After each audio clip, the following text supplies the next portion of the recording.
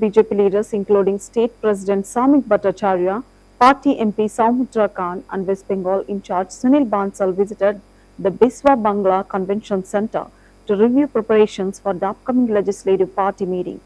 The meeting is scheduled for May 8 when the newly elected BJP MLAs in the West Bengal will be formally felicitated.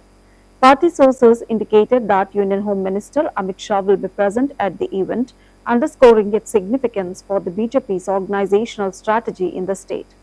The leaders inspected arrangements at the venue, focusing on logistics, security, and seating plans to ensure smooth conduct of the program. The convention center is expected to host a large gathering, marking a key moment for the BJP following its electoral success in West Bengal. Home secretary ছিলেন, তাকেও আমি পরিষ্কার জানিয়ে এসেছি। কালকে রাত্রিবেলা আমার সঙ্গে ডিজি এবং ক্যালকাটা পুলিশের সিপি আরও কিছু পুলিশ আধিকারিকের সঙ্গে কথা হয়েছে।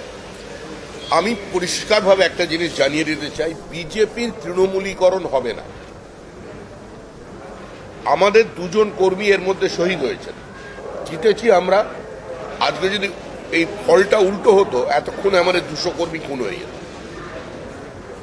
বহু তৃণমূল কংগ্রেসের আভ্যন্তরীণ গোষ্ঠীদ্বন্দ্ব, তাদের আভ্যন্তরীণ রসায়নের কারণে তারা রাতারাতি কিছু তৃণমূলের ফ্ল্যাগ নিয়ে মাথায় গেরুয়া আবির লাগিয়ে দিয়ে তারা তৃণমূলের অফিস দখল করছেন, তালা লাগাচ্ছেন।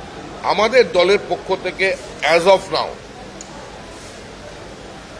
আমরা বলে দিয়েছি যে যারা এই কাজে বিন্দুমাত্র ইনভলভ থাকবেন, মিউনিসিপ্যালিটি দখল, পঞ্চায়েত অফিস দখল, এগুলো এখানে